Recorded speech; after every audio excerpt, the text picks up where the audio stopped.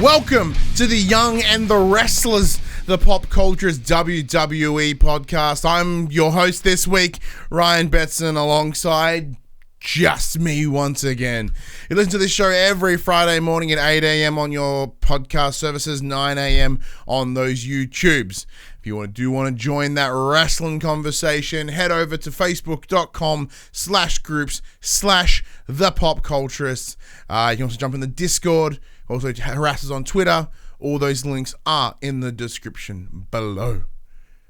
If you want to join that wrestling conversation as it happens, head over to patreon.com/ the Pop Culture. Support us at any dollar value. Get yourself a nice little sneaky unlisted link where you can come, chat, join the party, have a good old time with us. But if you want to support us in a more one-stop fashion, head over to popcultures.com/shop where you can buy shirts like this and other assorted shit with our logos on it. Now, we are also on Twitch at twitch.tv/thepopculturists. Now, about that, we'll get to that right now. So, this week, I wasn't able to stream the usual WWE 2K19 that we do on the Wednesday before an upcoming pay-per-view, as I spent this Wednesday over at Dash Culture chatting about Ghost Recon, Resident Evil, Nintendo, some other weeb shit that I'm sure I made fun of Dash for, but I was over there doing that. So, for that reason, the day that you hear this, that is the 13th of September, I will be doing a stream tonight, around about 8:30, I guess, and we will do our WWE 2K19 Predicts Clash of Champions. Should be funsies. We'll get to the predictions at the end, though, but that's so good. So the second thing we need to address is the elephant in the room. That's me.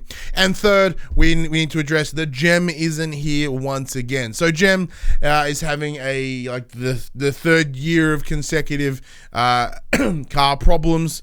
So she did receive her car back this week, but the car she was lending, she was bringing that back to a boss or something, and then she had to work more because she needs money, which is valid. I don't know. It's just doing the show again by myself. So I'll make it work. If I can do anything, I can make it work. I find a way. I find a way to get it together. So how's my week been so far? It's been fine. It's been a week. No major highs, no major lows.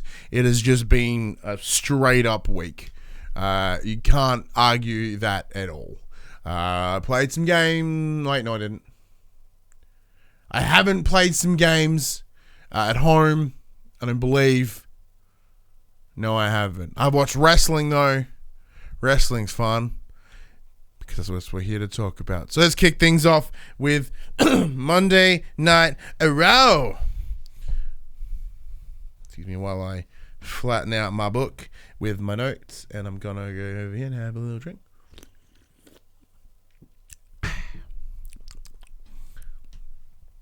Raw this week, excuse me, took place in Madison Square Garden, and it kicked off with the Stone Cold Steve Austin.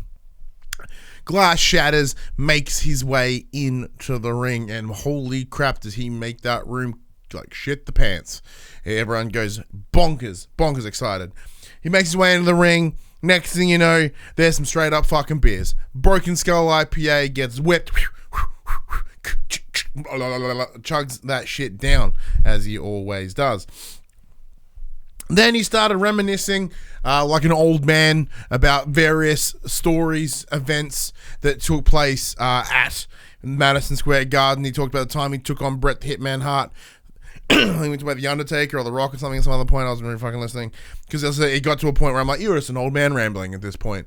But he was there with one intention, one thing in mind. He was there to sell tickets and to moderate the signing of the Universal Championship match between Braun Strowman and Seth Rollins ahead of Clash of Champions this coming weekend / Monday for us. He did kick things off by bringing in the challenger, Braun Strowman, he makes his way into the ring. Next thing, he calls out Seth Rollins. He makes his way into the ring. Now, these guys have a bit of a to and fro, and it was fucking on point. You can really tell that these guys are no longer working from dot points. They're no longer working from at least a minor script. They are just like shooting off the hip, and it's awesome. There was plenty of cracked smiles. There was a damn good time. So there's a little bit of banter here and there as well, which I really liked. There was banter between Seth and Stone Cold and whoever.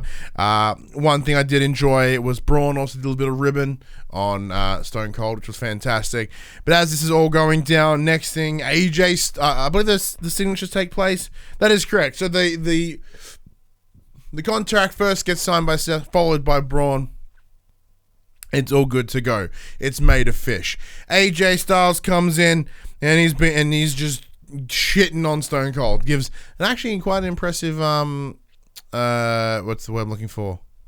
Impression of Stone Cold. Makes his way into the ring. It's all fun and games. So as he gets into the ring, Stone Cold's moving tables and moving chairs around. He's like, what are you doing, mate? Hey, what's going on? Next thing, Seth just straight up jumps across the ring, fucking obliterates the OC. Punch, bush. Everyone gets thrown out of the ring. It leaves Seth and AJ in the ring. AJ whips Seth out of the ring. And he's left there. He's all full of himself. He's all like, hey, man, that's right. I'm AJ Styles. I'm the phenomenal one. And you are out of the ring. And it turns around. Stone Cold Steve Austin's there. He's like, bam! Double fingers kick. Butters. Stone Cold Stunner to AJ Styles. Now, I did watch this first half at work, and then I did watch it again at home.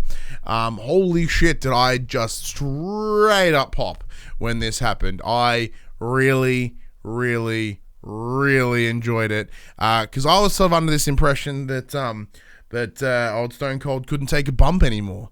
I don't know where I got that information from. I thought he couldn't. And then, there was that video clip from Straight Up Steve Austin where he takes a stunner from Becky. So maybe he can take a hit. Maybe he can, because I know Becky wouldn't fuck around. But yeah, so seeing him wreck AJ was absolutely fantastic. I went wild. People at my workplace went wild. It was an awesome time. And of course, the entire Madison Square Garden, yes, I said shit their collective pants. Next up was a match between Cedric Alexander and AJ Styles. AJ Styles just sort of rolling around after receiving said Stone Cold Stunner. It was just, there bitching and whinging and complaining. Cedric Alexander, yeah, cool as a match. It was fine. Nothing too major to complain or to have any issue with. However, Cedric did get the win due to DQ from involvement of the OC. The OC proceeded to bus him ringside. Next thing you know, for some reason, the Viking Raiders run in and they just start ganking everybody. And it was very, very cool. I don't know why, because I guess there was that bit of kerfuffle in that tag turmoil from last week before? I don't remember. In the last 2 weeks, there's that tag turmoil match. So there's a bit of bad blood there between the Viking Raiders and the OC. But, I thought they're reaching, because it's still undetermined where the Viking Raiders sit in terms of the tag bracket, the tag roster for Raw or even SmackDown, really, because we've only ever seen them really punch on with random fucks. So we don't know where they stand in terms of their allegiances. Are they on their own? Are they the tweeners? What are they going to do here? So here they kind of have a bit more of a facey moment, I guess, which is very cool. That's fine. They may look scary. Doesn't mean they're bumholes. Next up was a backstage promo with Sasha and Bayley, and it was one of those very awkward. We're in a backstage, we're in the locker room having a private conversation. Yeah, there's a camera there for some reason. It was fun. Nothing too major. It was just more of adding to what took place last week with the bus on different places. With and sort of throwing a discussion from 2 weeks ago. Where was it last week? Fuck, I don't remember anymore.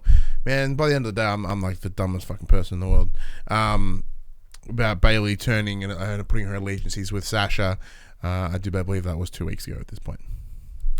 Next up was a video package for Connor's Cure, which is a fantastic little initiative that they do have at WWE to help pediatric cancer.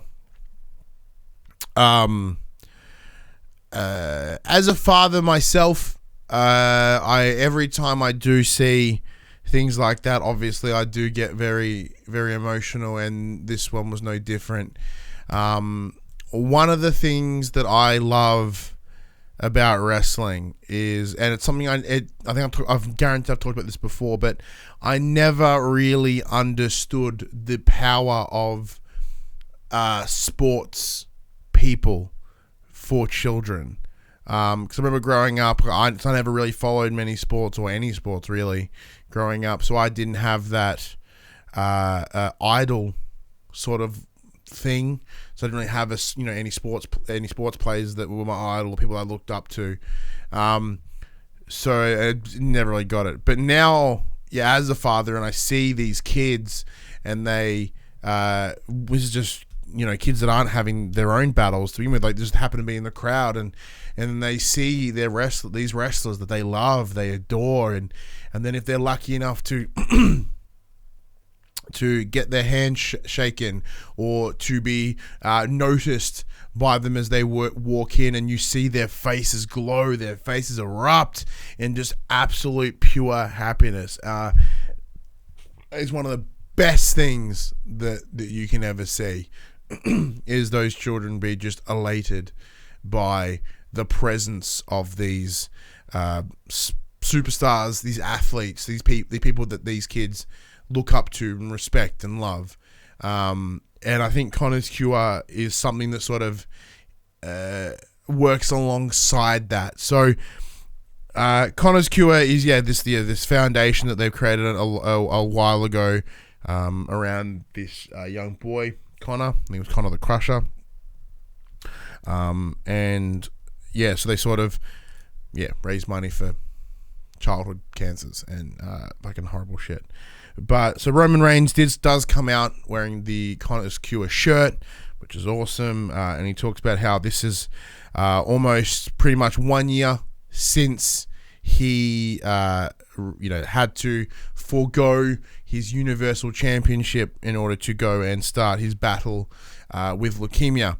And I remembered right, and this is pretty much on the nose. This is, I think I'm about to, let me see if one of you guys in the chat can find out what was the date of the Super Showdown in Australia for last year, because I think I'm pretty much on my 1 year of watching wrestling again.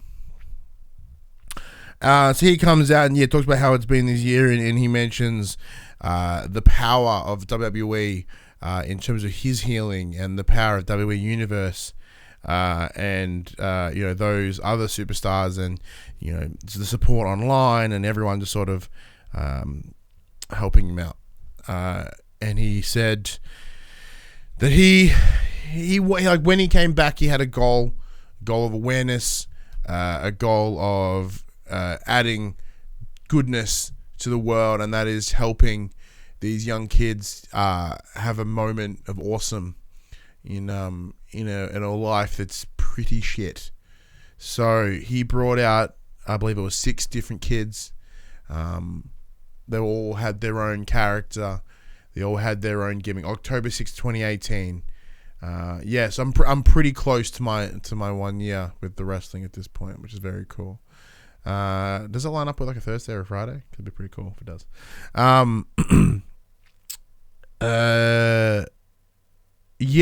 So having the kids come out, like I said, it was quite emotional for me, because you could see just the pure joy and excitement in these kids' faces, and for these kids who are having the shittest time, to have a moment where they forget, a moment where they're just full of joy, is something that cannot be understated. Yeah, it just really demonstrates. It's on a Sunday. Oh, it's fun. It just demonstrates the impressive power of sports, the impressive power of WWE. And it's one of those things that kind of makes me happy to be a wrestling fan. Next up was the Four Horsemen's match, which was Becky Lynch and Charlotte Flair teaming up against Sasha Banks and Bayley. Becky and Charlotte did make their way in first, followed by Sasha Banks and then Bayley. Everything started off with a bit of punching on the outside, which was all well and good. So there was a lot of there was a lot of anger, there was a lot of emotion in this match. It was very, very cool. I think Charlotte did even bring a chair out at some point, sort of a throwback to when both her and Becky were wrecked by Sasha and Bayley with the chair. Now this did transition into an ad break, and then they came back ready for the match. Now this match was an absolute banger. I really enjoyed this match like a lot. They all really put their all into this. Now, Charlotte and Becky surprisingly worked well together. I mean, in terms of recent events. Pardon me. Since about September, I think it was SummerSlam of last year. These guys have been straight up enemies at this point. So since Becky did turn on Charlotte, it's just been chaos between the pair. So it was cool to see them put all that crap aside to take on this current problem. It's that whole, the enemy of my enemy is my friend. So they sort of work together for the collective good. Saying that though, Bayley and Sasha did straight up hold their own, being previous tag team champions. They were bouncing each other very well. There was a lot of awesome sort of keeping the opposing wrestler in the Pacific corner, allowing for quick tags and a lot of punches and other sort of attacking natures on them. In the end, though, the win did go to Charlotte Flair with a natural selection on Bayley. So a bit of a winky face there to what may happen at Clash of Champions. But yeah, no, overall, absolutely fucking awesome match. It felt like it went forever in a good way. There were two separate "This is awesome" chants. There was in-ring, out-ring, airborne, low ground stuff. There was just tons of broken pins. It was awesome. There was really close calls. I really enjoyed the match so much. Absolutely so much. Next up, there was the backstage segment. The OC were walking back, being like, "Oh man, just bitching and whinging about what took place at the start of the night." And they're just like, being a big witchy whiny faces. Then Rudolph, that is the new team of Robert Roode and Dolph Ziggler, make their way over to sort of be like, "Hey man, they're going the other way." So they're they're doing the bad enemy of my enemy is my friend. So these two collective heel groups are joining together for what they announced to be a 10-man tag match come the end of the night, which would be the OC, so it's AJ, Carl Anderson, Luke Gallows, and Robert Roode, Dolph Ziggler, versus Seth Rollins, Braun Strowman, Cedric Alexander, and the Viking Raiders. Next up was a match between Rey Mysterio and Grand Metalik. Look, I'll admit, straight off the bat, didn't actually watch a whole lot of this match. So where I wasn't able to watch it at work, and when I was watching the wrestling at home, I did get distracted. I was maybe cooking dinner on this one. I say that only because the match itself, I kind of had a feeling that Rey would come out the winner. So under his recent pep talk from his young son, that I imagine he would come in with a straight up fire under his butt, ready to start getting those wins back up, starting getting that momentum in order to allow Dominic to come in and have a match. Now, we still have no idea when that will be, but that's what they're working towards at this stage. So the win did go to Ray with a 619 followed by a big old frog splash. Yeah, from what I saw, really enjoyed it. Next up, Street Profits promo. Now I'm going to mention as well, credit to what they're doing here. They have lessened the presence of the Street Profits in the past couple weeks. They've sort of been there almost like every 10-15 minutes, just really trying to do some hyping and some excitement and just getting that, essentially doing what they can to get the show over. Excuse me for a second. But here, it was very quick, it was very simple. Nothing complaint at all. Next up was the King of the Ring semi-final match. It was the triple threat between Ricochet, Samoa Joe, and your king, Baron Corbin. I really enjoyed this match once again, only because as I said I did have the invested outcome of Samoa Joe winning, Baron Corbin winning, but also wanting to see the likes of Joe win, but also thinking that Ricochet, being the younger, scrappier little underdog, that I thought he may come out strong. So whoever was to win this triple threat did have me excited. All options on the table were good. So I was invested, and at any point when someone was getting pinned, I'm like, oh, and there was, some coquina clutches on the ringside. I think Joe had Baron at one point. Ricochet did a whole, his usual flippity doodah stuff. It was great. Baron Corbin dropped a mean deep six, which I know it's a big old spin and a drop, but it was fine. But it did sort of help him move to get the win. King Corbin did get the win with a pin on Ricochet. As I said, although I wanted Baron Corbin to win, I did think this was the moment where he would have that. Even though Joe, once again, I believe the big thread of this episode was that enemy is my friend. So I did think there would maybe the likes of Baron and Ricochet would sort of get a bit involved and sort of push towards getting Baron out of there, and then obviously feuding amongst themselves, seeing as their shortfall last week. But no, the correct man won, and King Corbin makes his way to the finals of the 2019 King of the Ring. Next up was a Lacey Evans versus Natalya match. Now, let me just do a quick check. Did we see this last week? I'm positive we saw this last week. Let's see. Man, my handwriting. We did see it last week. Yeah, so last week we did see this match. So I wasn't super keen on it because I did have that feeling that I was having some deja vu. It wasn't horrible. It wasn't brilliant. It was a match. I remember enjoying it, but it wasn't that thing. I wasn't super invested in it. Now, the big difference here, the win did go to Natalya, with Lacey getting the win last week with the women's right.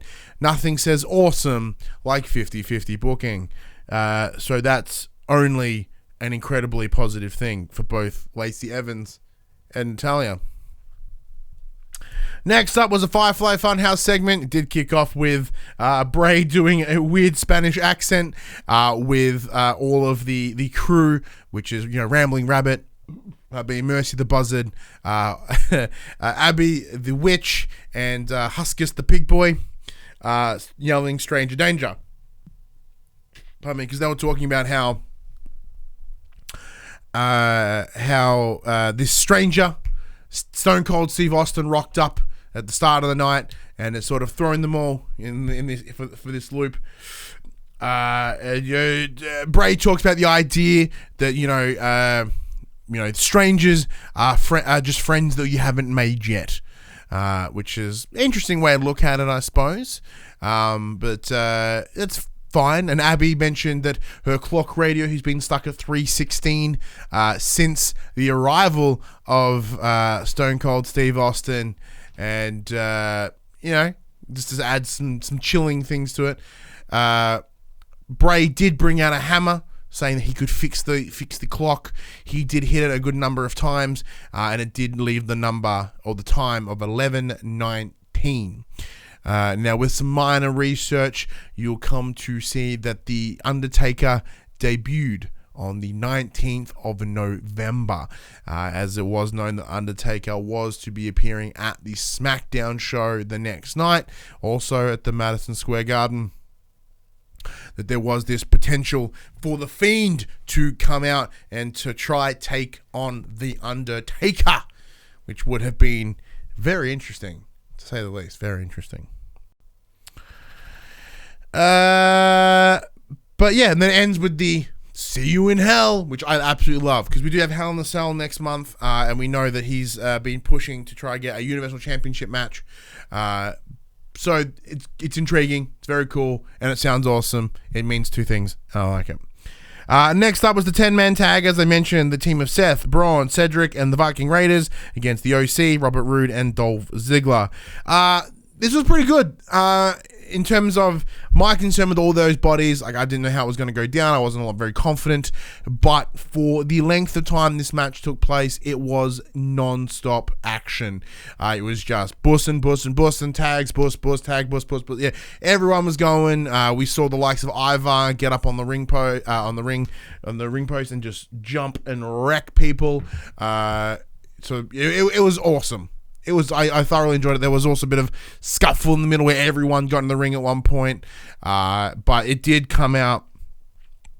The victors were being the team of Seth, Braun, Cedric, and the Viking Raiders, with Cedric Alexander getting a lumbar check on AJ Styles after a attempted phenomenal forearm. Sort of catches him, flips around bush, and he gets rocketed into the sky. Awesome. Absolutely fantastic. Really enjoyed that part. I love the lumbar check. I put it on my list of most impressive finishes for a number of reasons. It's one of those things, like, yes, the big thing is obviously the hard knees into the back, but it's also the launch off those knees and the bounce.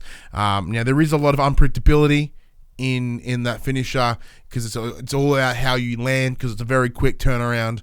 Once those knees are on the back, you could spring upward, back, left, right. It's all pretty chaos. It just all comes down to how you get thrown into it and the speed at which you do so. Then Stone Cold does come back out. Beers for everyone. Everyone's chugging beers. Everyone's just pouring multiple beers into their face. And then he gives the crowd the finger. And we go to credits.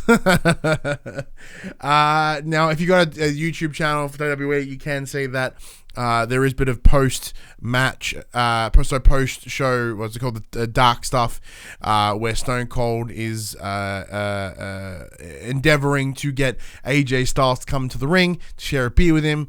Talks about how, although he's a piece of trash, he does look up to him. He believes that once he's in the ring, he gets the job done, and he's someone of note, and for that reason, he would like to share a beer with him. They're very reluctant. AJ's sort of being told by the other remaining OC members to be like, no, what are you doing, mate? But Stone Cold's like, look, Gallows, Anderson, I know you, you know me, you've been in my house. Like, what do you think I'm gonna do? What do you think I'm gonna do? Like, I'm giving him my word. So he comes in, shares the beers. Next thing, stunner again on AJ. Fuck yeah. Crowd goes wild. He then makes his way out of the ring to go hunt down a man that I'm a big fan of, Sal Vulcano from Impractical Jokers. I do believe he also made an appearance on Straight Up Steve Austin. So I popped a little bit extra because I'm quite a fan of Impractical Jokers. So I enjoyed that. That does bring us to the end of Monday Night Raw. I myself, this is a 2 Kurt Angle show for me. I front to back really enjoyed myself.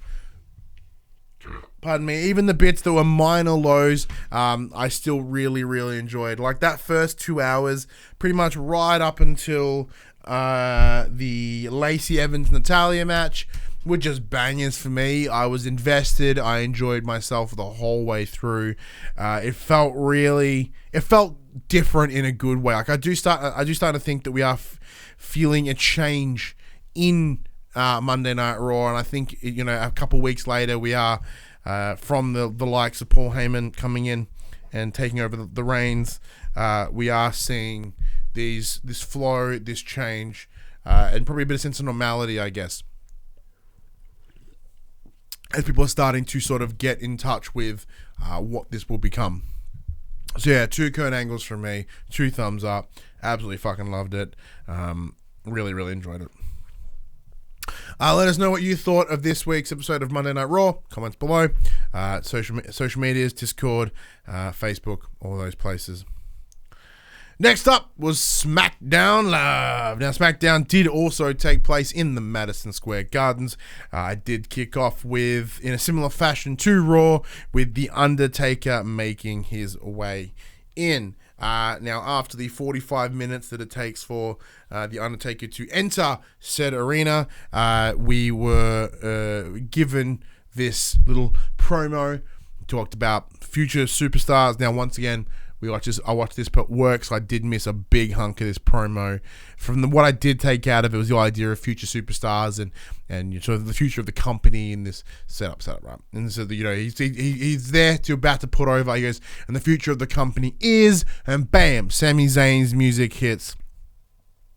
He runs out of the ring and he's essentially trying to put himself over against The Undertaker. He's also trying to put the Undertaker over, which was really, really weird. Talks about, how for the last 30 years, he's been such a big influence or a big person within the wrestling space and blah, blah, blah, blah. It's all well and good. And Zayn's trying to win him over, being like, here's the future, whatever. So they get up in each other's shit in the middle of the ring. No violence at this point. No punches, no kicks, nothing. But so Taker does turn around to go and leave the ring. Sami Zayn believes that he has had won this exchange, this heated discussion. So he's all celebrating, exciting. Nah, man. Taker turns around, comes back in, picks that motherfucker up by the neck, and drops his ass on the mat. It was fine. I enjoyed it. It's good to see Taker again. So this is the thing. So Taker looks best when he has the hat, he has the coat. That's when Taker looks the best. That's the straight up front to back when he looks like the genuine phenom that he is. He looks like the dead man. The second you take that shit off, he just looks like old man. Old man, less impressive than dead man. Well, I probably should call him the near dead man, I guess, because he's really fucking old. But yeah, so keep him in his gear, and he does look the best. Next, we got a backstage segment with Shane McMahon. He's having a chat to Chad Gable because it was confirmed prior to the show beginning that Elias was unable to compete in the King of the Ring tournament due to a broken ankle. Why the fuck is that button so hard? Due to a broken ankle. So Chad, understandably, makes the assumption that he is to receive a bye and he is to make his way into the finals. We did also confirm that the final, the King of the Ring match will take place on the next upcoming Monday Night Raw, which is fine. So aside from one match on Clash of the Champions, literally everything is for a belt, which is cool. So Shane talks about that he will be arranging a replacement for the match. He mentioned it could be someone that he'd already competed against in the King of the Ring tournament. It could be someone from Raw, it could be someone from SmackDown. It could be anyone, is what he was implying. Next, we had a match of The Miz versus Andrade for some reason with Shinsuke Nakamura on commentary. This part I loved because they just let him talk in Japanese. So every time they asked him a question, he answered in Japanese, and there would be 30 seconds of him just talking. I thought that was fantastic. I really enjoyed that. I don't know, part of me, even though I find that having Sami Zayn as his manager will be good in some ways, sort of to help him translate, because he's, although Shinsuke's English is sufficient, it's not immaculate, it's not brilliant. So having the likes of Sammy there to be the translator, or at least the mouthpiece, but having him ringside, headphone on, IC belt on the shoulder, talking Japanese. For some reason, tickled my fancy so hard, and I ended up giggling in a good way. I thought it was very, very cool. Let's see.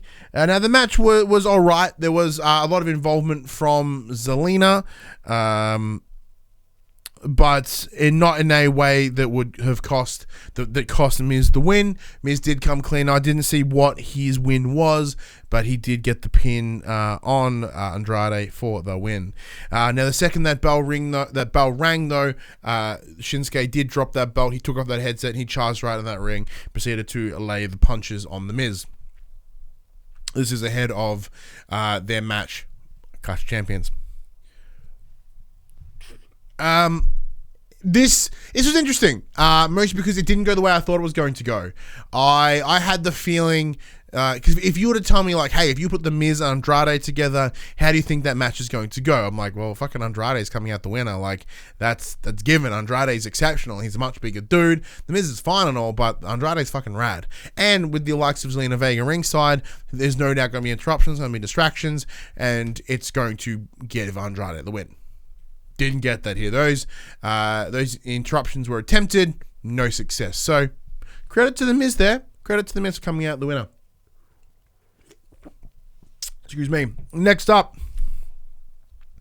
we get an updated backstage segment with Shane. Pardon me. He's having a chat to Chad Gable once again, and he has said that, look, mate, I've worked out who your opponent will be for the King of the Ring semi-finals, and it will be me, Shane McMahon, the best in the world. I wish I saw this coming. Sorry, I wish, because I was like, that's not. A part of me was like, it's one of those things. It was like, okay, we haven't seen Shane in a while. It would make sense for him to, not be around. Because they multiple times they've attempted to get Shane off TV.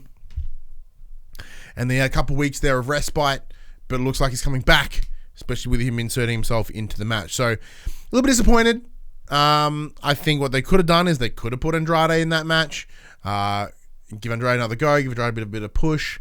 That's what I would like to see, because I do think it would have been cool to have a king and a queen. Oh, I guess not the queen. Well, actually, holy fuck, that would make way more sense. So as we know that Charlotte Flair is the queen of all eras, it would have been awesome for Andrade to be the king, because you would have the king and the queen. As you do know that Andrade and Charlotte Flair are dating at the moment, very happily, by looking at their vacation pictures.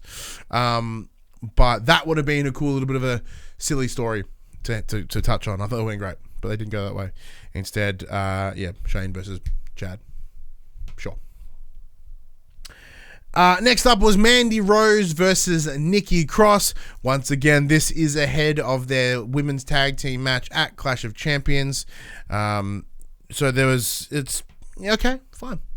Killer Jazz jumped in the chat and he says, can we just end this thing with Shane already? It is starting to drag on a bit. It started to drag on at when they had that cage match. When was that cage match? What was it? What? No, Elimination Chamber. Wasn't Money in the Bank? Stomping Grounds. Stomping Grounds. This shit was old in fucking April, at least. Even in April, this feud had been going on for the longest time. This feud has been going on since Crown Jewel. Crown Jewel took place in November, I believe, if not late October. So it's this weird situation of like, we're about to hit a year with this whole best in the world shit. Okay, I guess.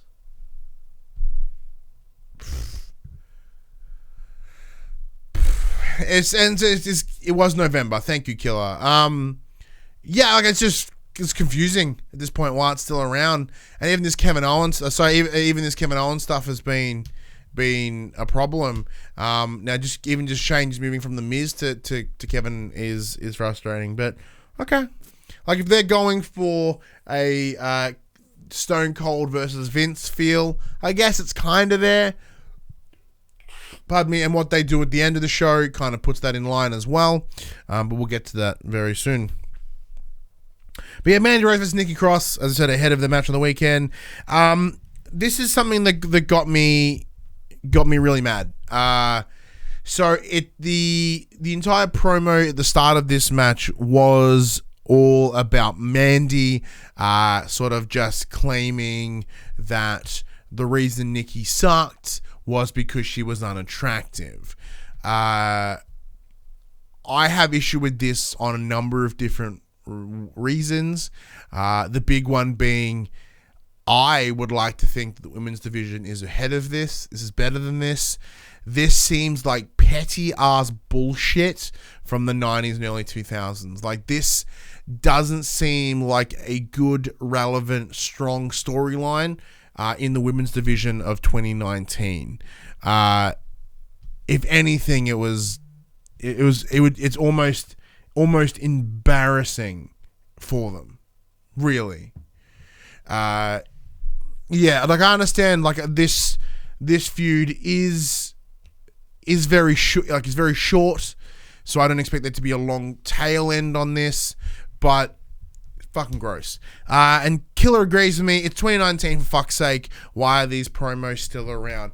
Like, we are under the impression that we saw last year with the whole idea of this women's revolution, and that's the big pushing point of even the new game as well. It's all about the women's revolution, how far women have come since the Divas, since back in the Attitude Era. Like, women have come so far as competitive wrestlers, superstars. They've come so far.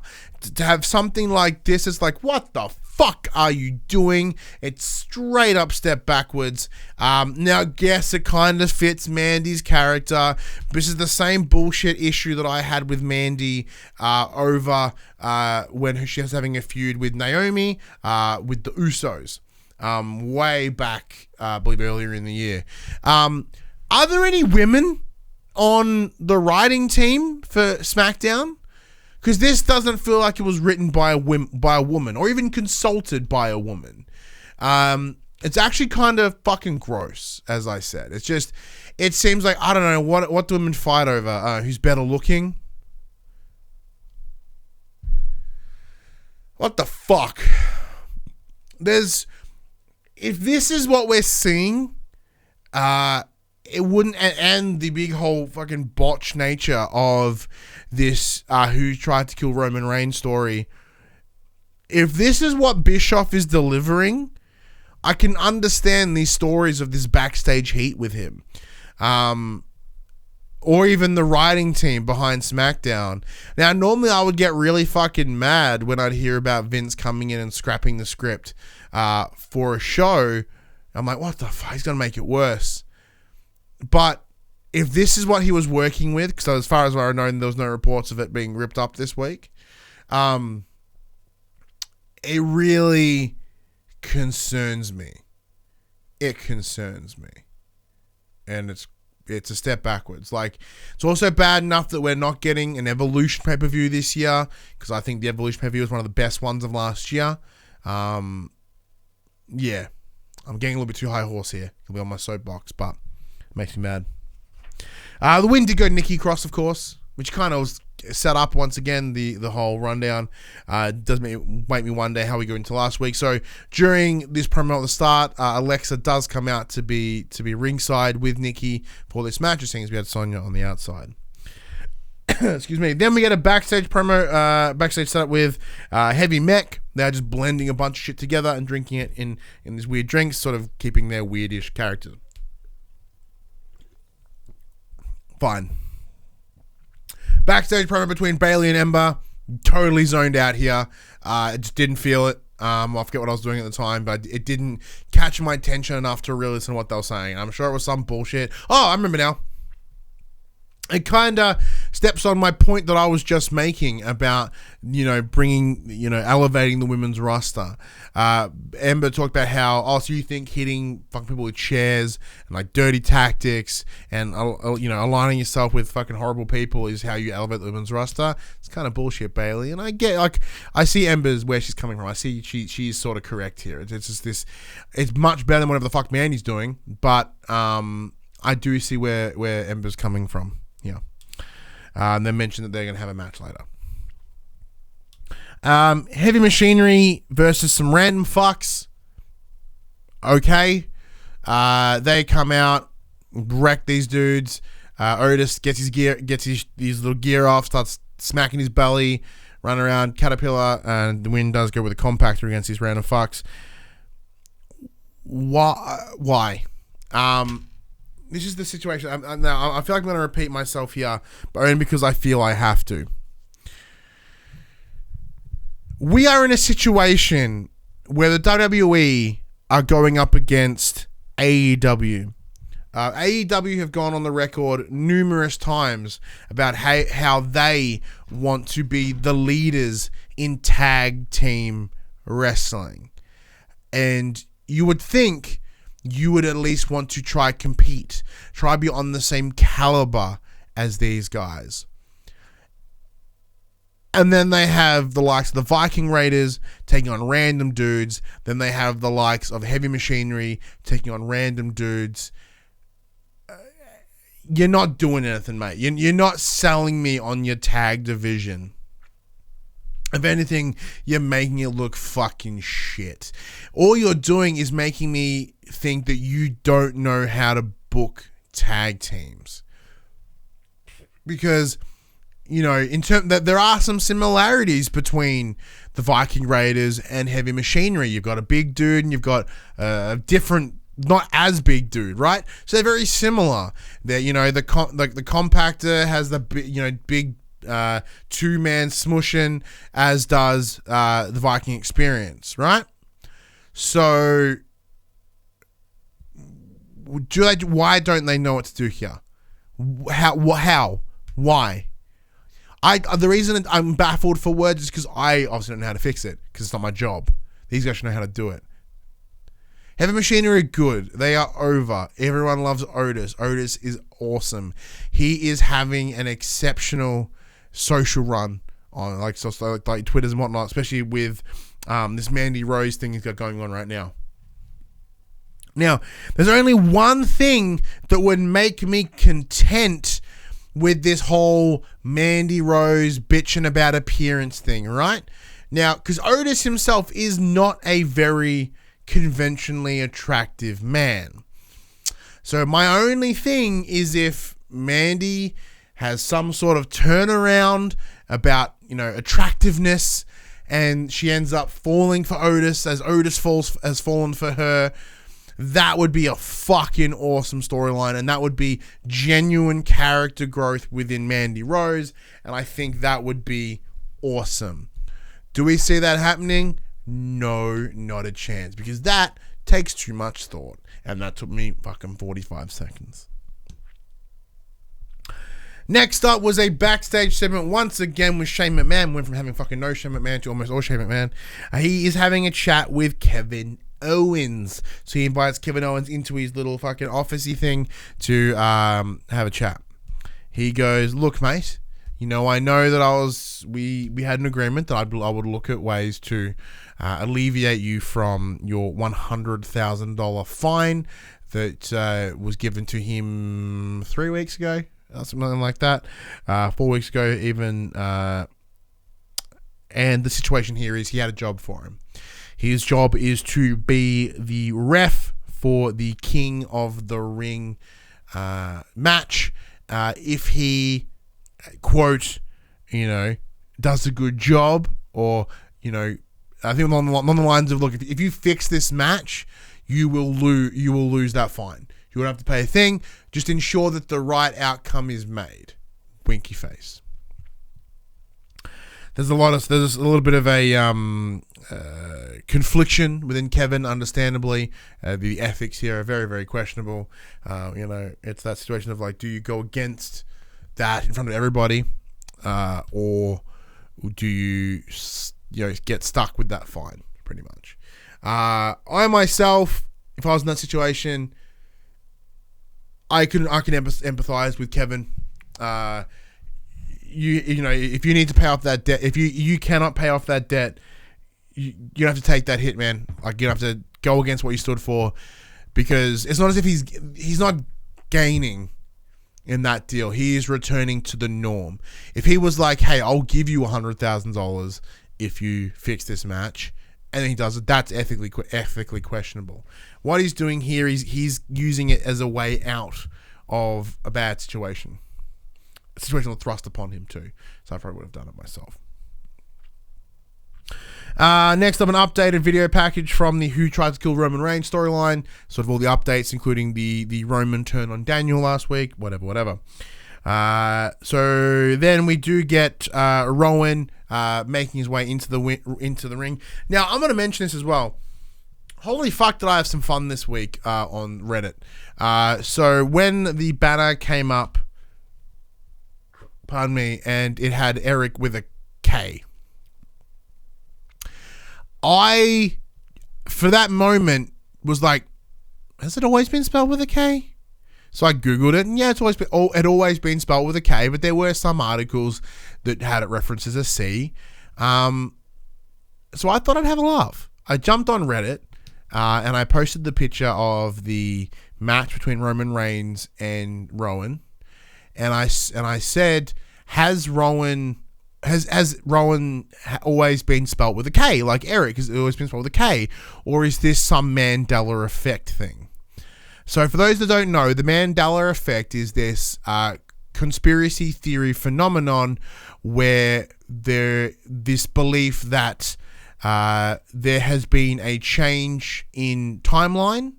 There's been like two dimensions have sort of clashed on each other, and as a result, we are seeing minor differences in history. Minor differences in history because of it. It stems from the idea that a good hunk of people remember Mandela dying in prison, and then a good hunk of people remember Mandela living to an old age, and then he died. The correct answer is he lived to an old age and died. But people are using he as a reference to the series of the psychological phenomena of misremembering, where you are so confident that you remember something existing even though it never did. Because the human memory is one of the most fluid, the most impressionable, one of the most broken things ever. This is why witness testimonies are like one of the worst things ever, because your memory will always be altered. It will never be 100% accurate unless you have an eidetic memory, which isn't all that common. Killer goes, I mean, WWE does deal with revision history after all. That's true. So if anything, it should be called the McMahon effect, really. But yeah, so the idea is because I misremembered that Eric was spelt with the K, so that was part of the joke. And on top of that, I also spelt Mandela wrong in the title. I was like, let's see how this goes. All it did was make people mad. They were all like, man, I'm sick of people spelling fucking names wrong. People think that they're these big ass wrestling fans and they can't spell Bailey right. They can't spell Ronda right. You know, that's fucking bullshit, man. Blah, blah, blah. Everyone was just like, nah, that's always been the case. Yeah. Fucking downvote. I lost a ton of fucking karma over this post, but it made me laugh. However, one guy fucking got it. He got it, and like it's a small comment. I was like, that man. Everyone else fucking dumpster. That guy, he knew what was up. So that was my bit of trolling fun for the week. Oh, I was thinking that people will be able to have fun, like not even fucking notice that I spelt Mandela wrong. The whole irony in the whole situation was that I thought Eric was spelt wrong with the K, and I intentionally spelt Mandela wrong in the title. I think I had a moment of slightly too layered or slightly too smart for those people. That's fine by me. I tried for a laugh. Yeah, but Rowan does come. He has himself a nice new intro, which is very, very cool. He does a bit of a promo, talks about, you know, not being anyone's puppet, doing what he wants to do, whatever. Roman runs in. They start having a bus on. Punch. Rowan gets in the crowd at one point and just straight up throws a person from the crowd into Roman. There's tons of refs around. Whatever. It was fine. They end up getting up on stage where they're bussing by the King of the Ring throne and scepter and fucking cape blanket thing. Which was fine, as I said. But what was really impressive is they had one of the gimbal cranes with the camera on it. Rowan grabs it, uses it as a weapon against Roman. Fucking exceptional. That was really cool. I dug that a lot. That was thinking outside the square. I really, really enjoyed that part. Then we go to an ad break. Then we cut back to Rowan hanging in the backstage just going, Roman. I don't know what the fuck he's doing. It's been weird. Next up, we get a Bayley versus Ember Moon match, as we mentioned prior, with Flair on commentary. We saw this match at SummerSlam. It was unimpressive then. It was pretty unimpressive now. Bum. Didn't really focus on it too much. But the win did go to Bayley with a Bayley to belly. Cool. Thumbs up there, I suppose.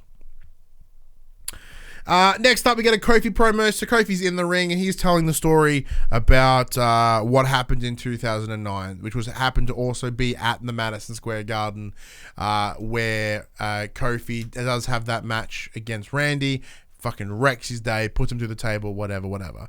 And this was referenced back in prior to SummerSlam, with the whole idea of Randy from that exact moment on. It was November 16th, 2009.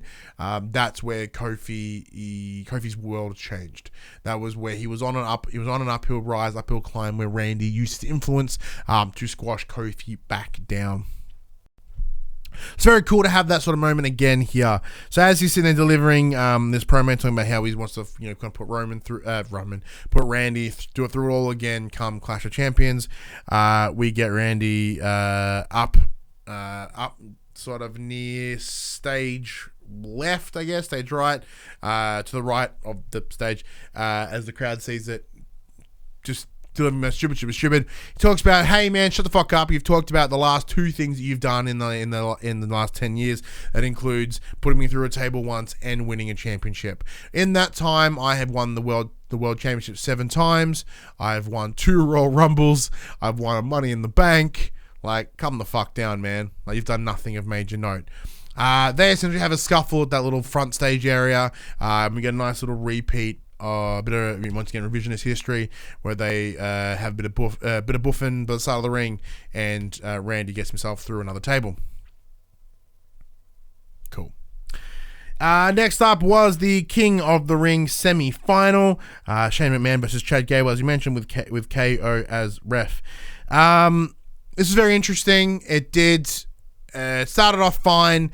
There was a situation where Chad was able to get the upper hand, and through the use of a German suplex, get a 3 count on Shane. Now Kevin did a very 1, 2, 3, like, is very similar to how Shane did it on the a match with Elias 2 weeks ago.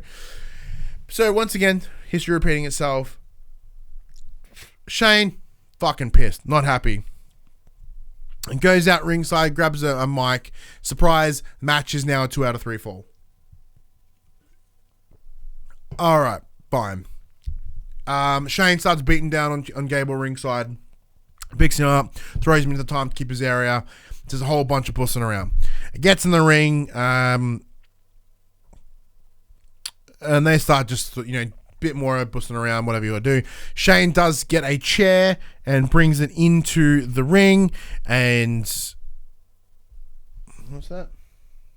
Oh, that's right. So during that situation, No, sorry. Before that does all happen, though, Gable does manage to get Shane into a pin, but Kevin didn't count it. He was too busy checking the shoulders on the mat. So that was, a questionable thing there, because I think the count would have been like fucking 7 if they did, in fact, count. Shane did attempt to get a roll up, but Kevin does a slower count. There were some other attempts as well of quicker counts, but Chad did in fact keep kicking out keeping it a count of 2. Shane does eventually go ringside, get himself a chair, and makes his way in. And Kevin sort of pleading with him, like, dude, like, I can't not pretend that I didn't see the chair. Like, come on, man, come on. So Shane gives him the chair. Kevin turns around to get it out. Shane goes for a big boot on Gable. Gable grabs his ankle, kicks him in the ankle lock. So he gets him sort of, really tough and low to the ground. He turns it into some sort of leg wrappy thing. They name like a vine or something. And next thing, 1, 2, 3, Shane's tapping the fuck out of that ground. Gable wins the match. He makes his way to the final of the King of the Ring. So it will be a match between Chad Gable and Baron Corbin for the King of the Ring. During these final moments, Kevin does get into Shane and be like, dude, what do you want me to do? Like, I played it down the line. Like, you tapped out. I couldn't go any other way. Like, I'm sorry, but you lost. Like, I did what I had to do. So as he goes to walk away, Shane decks him with his pants, like decks him with a punch, I should say.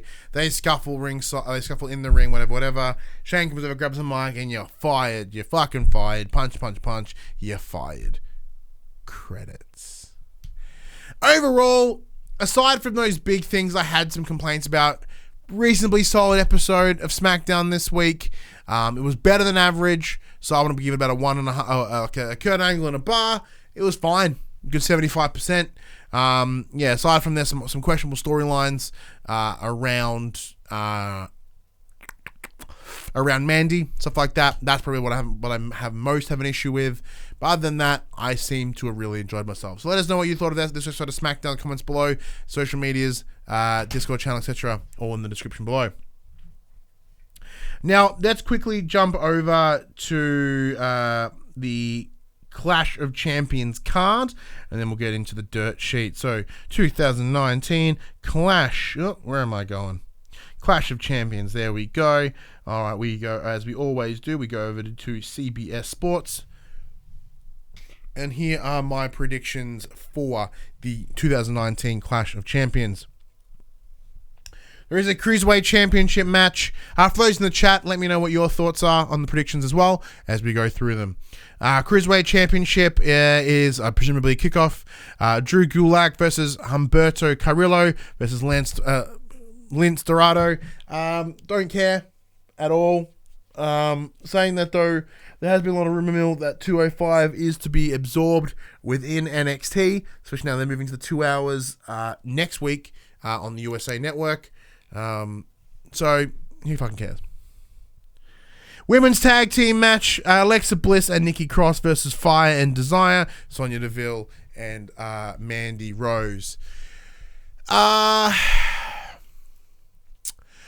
do think the belts will stay on Alexa and Nikki for a couple of reasons. I think Alexa and Nikki are better. For one, their screen presence is better. Although Sonya Deville, I still think is an impressive competitor. Alexa Bliss has the ability to be on both brands, be recognizable, and everyone fucking loves Alexa Bliss. I love Alexa Bliss. So I think there's no reason for that to change hands at this stage. Alexa Bliss and Nikki Cross will retain. SmackDown Tag Team Championship: The New Day, who are the current champions, versus The Revival. Now, I do believe that Revival have moved over to SmackDown permanently at this point, because I think they are teaming with Randy Orton to create some sort of minor stable here. This is also in line with the Revival coming to the WWE live show in October. And apparently there's that draft in those upcoming weeks as well. I think they're going to try do a similar to the OC setup over on SmackDown. So I'm going to say the Revival come out the winners here. They will be your new SmackDown Tag Team Champions.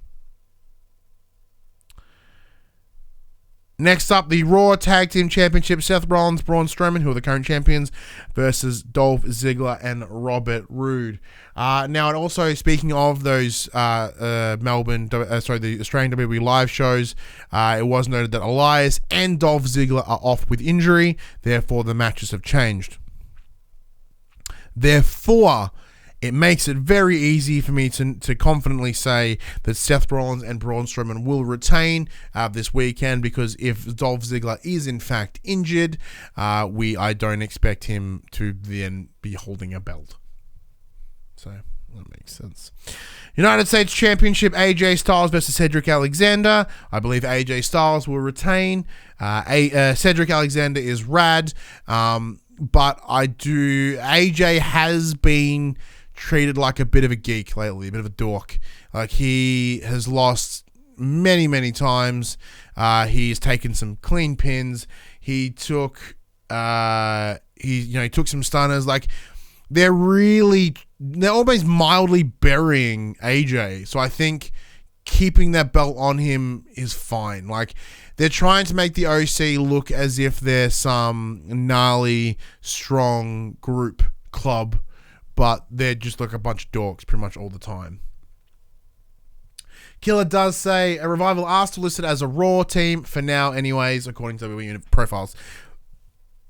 Pardon me. And that's what I'm aware of too. Yeah, they are kicked to Raw. We haven't seen them on Raw for a little while. They're teaming up with Randy. We do know that draft is happening in a couple of weeks. So I think for that reason, we'll see it go over there. Because I think we'll get to a bit more. I'll explain a bit more, I think, in a minute. Intercontinental Championship match, Shinsuke Nakamura versus The Miz. They did go out of their way to mention that The Miz is approaching the the record for the most amount of Intercontinental Championships. I think Jericho holds the most at the moment. So I think that with Jericho currently having the belt over at AEW, part of me thinks they might be vindictive enough to do what they can to get him out of the WWE record books as the highest Intercontinental Championship holder, so to scrub him a little bit. So I think they may give it to Miz here just to get the shits up, an external party. Roman Reigns versus Eric Rowan in a no disqualification. I'm not sure, nor do I really care. Do they want to build Rowan up as a big-timey villain? I guess. I do think Roman will come out the winner here because it's the whole, who tried to kill me. He's got some anger, he's got some motivation.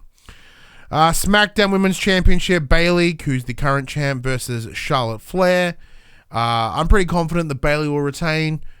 No real reason. Charlotte Flair also being the 9-time women's champion in the past, so she's currently got the record. The nearest to her is two belts behind her. There's no reason to get her even further into the lead at this point. Keep it on Bayley. Raw Women's Championship, Becky Lynch versus Sasha Banks.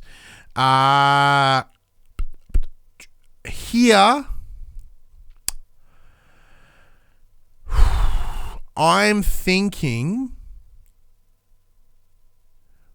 Sasha's going to come out the winner here. I think Becky, although the man stuff is still awesome, I'm really enjoying it. I think there is starting to get some stagnation, and I think she would benefit. Even though I've enjoyed her reign from WrestleMania, I think it would be awesome fun for her to lose to Sasha and sort of begin the chase again. That would be fun, because it's that same situation of having Bayley and Sasha both have the belts at the same time. This could do something to bring Becky and Charlotte together again, and then eventually we'll all fracture, and then we'll get that 4 horseman match at WrestleMania. Let's see. Killer says, personally, I'd like to see Rowan get the win just to see where it goes. I agree. I think that'd be very fun too, but I don't think they'll put that much risk into Rowan. He also adds, I have a theory about both women's championships that I'll discuss in the dirt sheet. Ooh, I like it. WWE Championship match, Kofi Kingston, who is the current champion, versus Randy Orton. I am pretty confident that we are going to see Randy come out with the belt here because I give zero fucks about this championship. I think Kofi has overstayed his welcome here as the champion. He got his comeuppance here. He got his revenge story with being able to repeat what happened in 2009, Madison Square Garden here. And this also ties up with my idea of the Revival getting the tag team belts. If they do, Randy's getting the belt. It's what it is. I think Randy could work for another push. I think he will make anybody that's chasing him work like a mother. And that's what I want to see. Because right now, I've got no stakes in the WWE Championship. Kofi was great at WrestleMania. I've enjoyed him being a fighting champ since. But I do think that this is his time to drop it. That's fine by me. Finally, Universal Championship match, Seth Rollins versus Braun Strowman. This comes at a couple different angles. Depends where they want to go with this. Now, we know, as we said, there looks to be Bray Wyatt or The Fiend versus the winner of this match at Hell in a Cell. We know that The Fiend is all about remembering the past and getting a comeuppance from the past. And I do think part of that here would be Braun Strowman, right? So Braun did begin as a member of the Wyatt family. And the Bray Wyatt currently is open to engaging with members of his past. Like, as if you look at all the different characters in the Firefly Funhouse, they are direct references to his past within WWE. He had the feud with Finn Balor, and he's closing up old stories here. And I do think, and as far as I can recall, he doesn't have an old story or an old hatchet to bury with Seth Rollins. However, he does have with Braun. I do also think that Braun very much deserves this. He's been put into a place to have the belt on numerous occasions, but they never pulled the pin. They did give him that green Saudi belt for the Greatest Royal Rumble. That doesn't mean a whole lot. I think this is his time to give him a go. He is over. He looks exceptional. And there is a storyline beat here that would work. Now, although I do enjoy face, I love face Braun. I don't think he will turn. I think that will be so he'll be the face against Fiend. It seems the most likely outcome here. Like, Seth is fine, but Seth did just win it back against Brock Lesnar. So I'm not sure. That one is certainly a tough one, but I've put my down on Braun. Now, finally, we get into the last section of the show where we reach out to our good friend Dash, who scours the internet for all the information that you should hear about in the backstage of the wrestling, in a section we call Dish in the Dirt with Dirt Sheet. Dash, he is bringing us 1, 2, 3 bits of news. Number 1. As previously noted, Twitter account @WrestleVotes is reporting that WWE is planning changes with the announcers when SmackDown moves to Fox next month. The account provided the following details. Quote, the plans as of now for the new announced teams, including Michael Cole heading to SmackDown on Fox. I've also told that Vic Joseph is set to become the lead man on Monday Night Raw. Not set in stone, as nothing is with WWE, but this is their working idea. Now, if I remember right, Vic Stone was rad I believe he was the 205 guy, which is fine by me because once again, as I mentioned, 205 looks to be getting combined, so we're losing 205. They got to give him something to do because he was a great commentator. When he filled in for Corey, he was exceptional. I thought he was fantastic. Because he certainly can't fill the likes of Corey. Pardon me. Because he doesn't play that heel. He's a good play-by-play commentator, similar to how Michael Cole is a play-by-play commentator. Didn't say he was a good one. Just said he was one. Vic Joseph is the lead for 205 Live and NXT UK. Thank you, Killer. That's fine by me. I guess Cole is recognizable, and they probably want to have him on SmackDown for that reason. Really, like who I love is that the NXT guy. I think he's brilliant, but he's handy over NXT. That's fine by me. A rumor has it that Renee might be doing something as well, might be moving around or changing, which makes me sad. I think she's awesome. I think they should probably get another woman over at SmackDown too. Number 2. During an appearance on Busted Open Radio, Lacey Evans commented on criticism that she has gotten for her work. Quote, "You know what? It's going to take time. Time in this business and learning how to do what it is that is expected of me with all of this light. However, one thing I have going for me is confidence. No matter what the reviews are for any match that I have with anybody, I am not going anywhere. I'm going to continue to learn, and I will be the first to tell you that my in-ring work, my promo work, you name it, it's not somebody that has been doing this for 10 plus years. I just now hit over 3 years in this business, but like I said, I'm not going anywhere. I have a lot to learn, but I'm confident enough to tell you that I'm going to learn it, and I'm going to come back week after week, month after month, year after year, until I feel like I am on top. But I am not going to stop, and I'm going to continue to learn what I can learn to be up there. I have the confidence to tell you that I need to learn, and it is a package deal in my mind." That is fucking fantastic to hear. As I said, like, I do think Lacey has potential. I think her delivery has been shit. Like that whole walking up and down the ramp in the past was bullshit. That and she's sort of being forced into the title picture. It's a real bummer. I think she has her character is intriguing. Her background as a straight up army person or whatever she was is intriguing, and I think that can work to her advantage. And knowing that by her being self-aware enough to be like, no, I need to improve, I need to be better, says a lot about her, and that's actually 100% a positive for me personally. And finally, this is a big one. So Killer, this is the final one. So if you want to drop your thoughts down on the Women's Championships, we'll get to there in just a moment. CM Punk has signed a WWE Legends deal. Yes, you have read that right.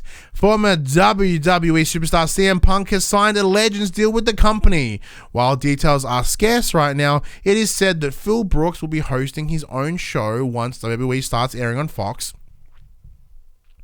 While the speculation on what Punk's role will be directly with WWE, it is said his Legends deal will include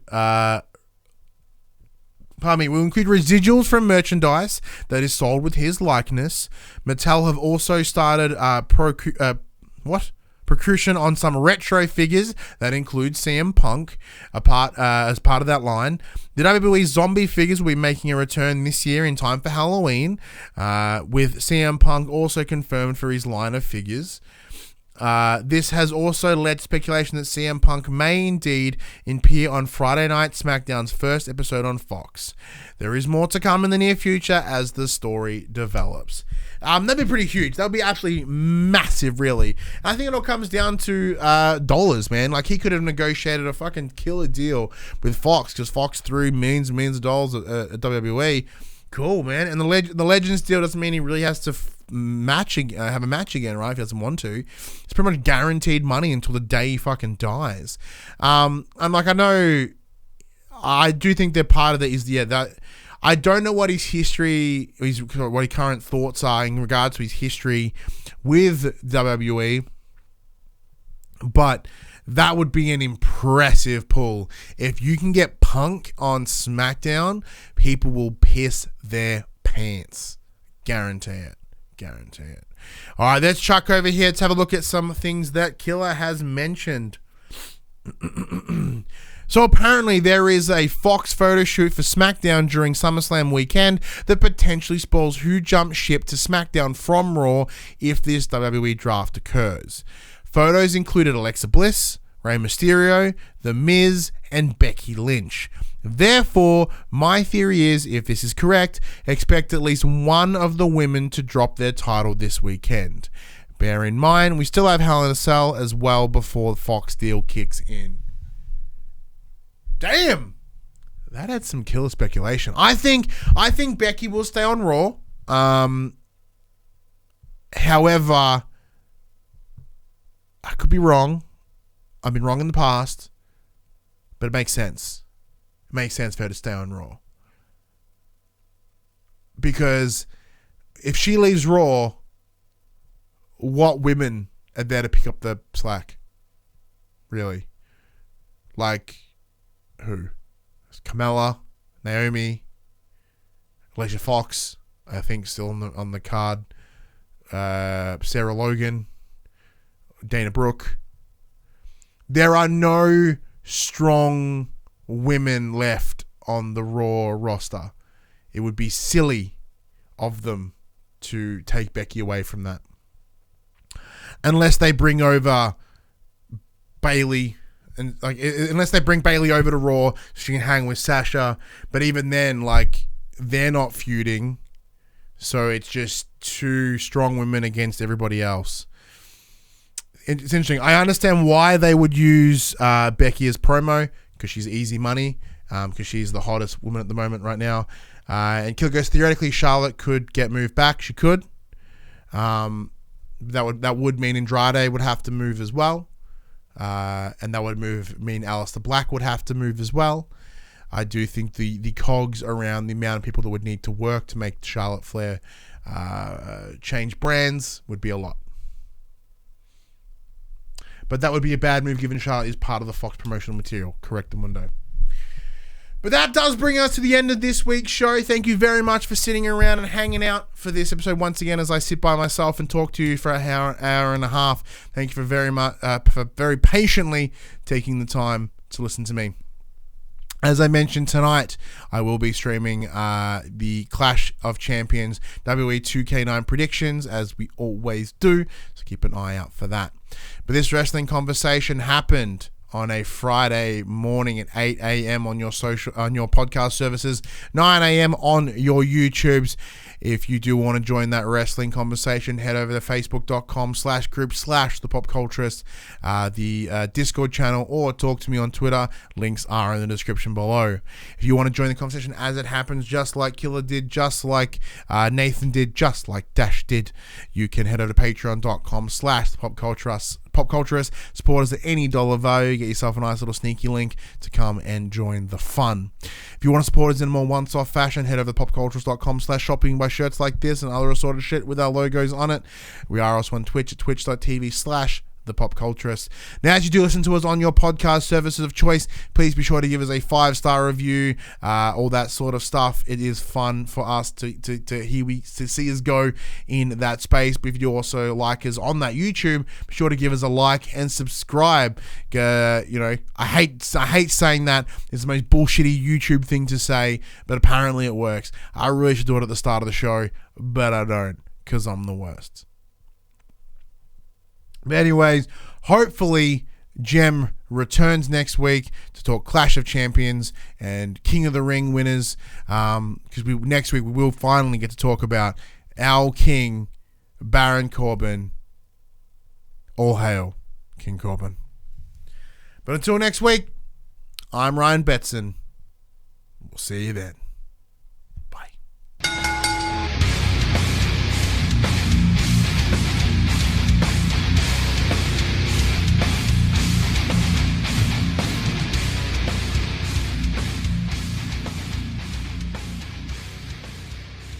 Young and the Restless, the Pop Culturist WWE podcast, is fan support over at Patreon at patreon.com/thepopculturist. And we'd like to thank our Patreon producers and our Patreon founders for their kindness, their support, and their generosity. Our Patreon founders: Alpha Ferret, Craig O'Flaherty, David Chataway, Jesse Stevenson, and Jacob Garner. And our Patreon producers: AJ Abatomi, Damian Holdies, Kyle Dunn, Lee Wintershoven, Nathan Massetti, Paul James, Pure Mongrel, and Sean Levitt.